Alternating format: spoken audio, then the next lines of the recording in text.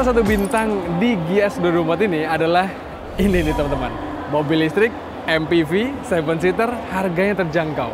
Ini adalah BYD M6 yang bikin banyak pengunjung penasaran.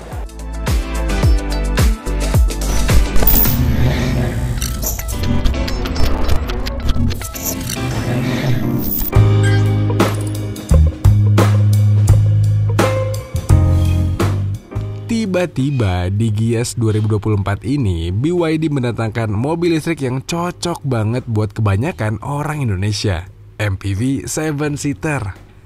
Gak tanggung-tanggung, harga mobil ini pun diset sangat terjangkau dan bikin resah banyak pabrikan. Tipe termurahnya mulai dari 379 juta, tipe menengahnya di 419 juta, dan tipe termahalnya hanya 429 juta.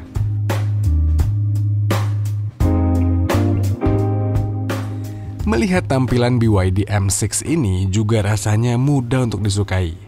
Tidak terlalu radikal seperti BYD Atto 3, tapi juga masih tampil asik dengan sentuhan tipis-tipis futuristik. Iya, kalau kalian bingung membayangkan mobil ini segede apa, coba deh ke pinggir jalan dan lihat Innova Zenix. Nah, BYD M6 ini sedikit lebih pendek dan sedikit lebih singset. Wheelbase-nya lebih pendek dan ground clearance-nya lebih ceper. Terus untuk rodanya sih, M6 ini pakai ring 17.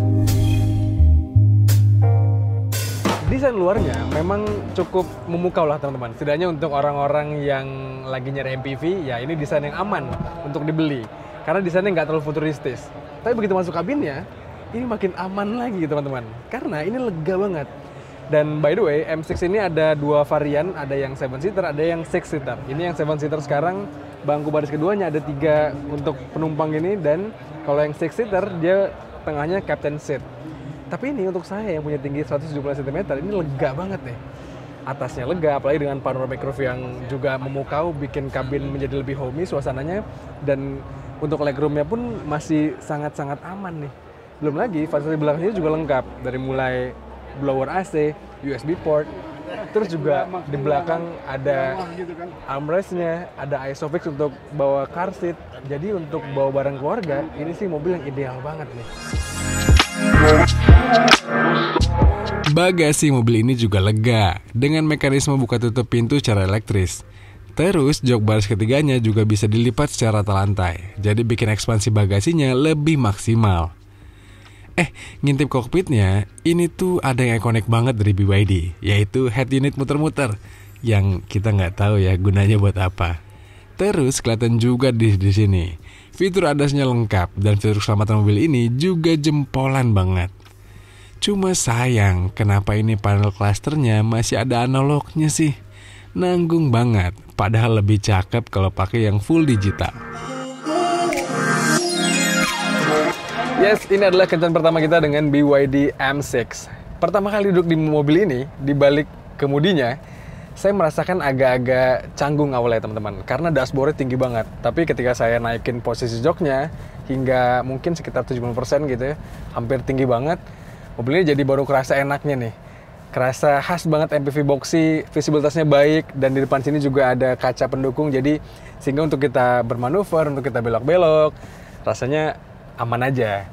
Mobil ini dari segi handling, dari segi suspensi sebenarnya agak tipikal nih. Agak kerasa identik dengan BYD yang lainnya yang pernah kita tes.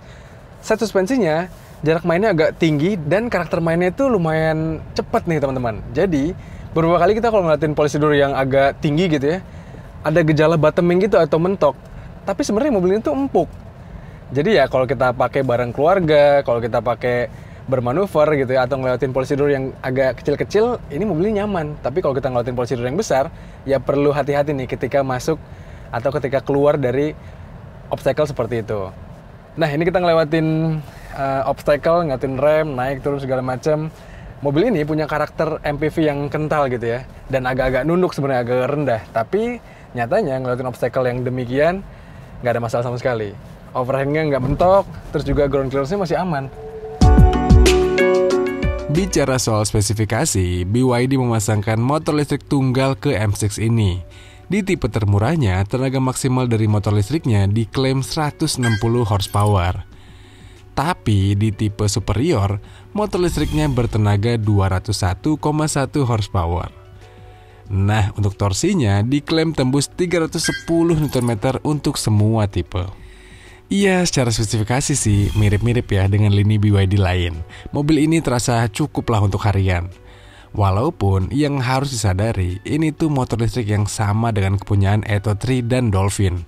Sehingga ya power to weight ratio-nya akan lebih berat nih. Secara dipasangkan ke bodi M6 ini kan lebih bongsor ya. Nah, sebenarnya ngetes mobil listrik itu kan agak-agak flat gitu ya. Saya beberapa kali ngasih tahu ke kalian kalau mobil listrik itu sebenarnya karakter rasa menyetirnya itu agak mirip-mirip.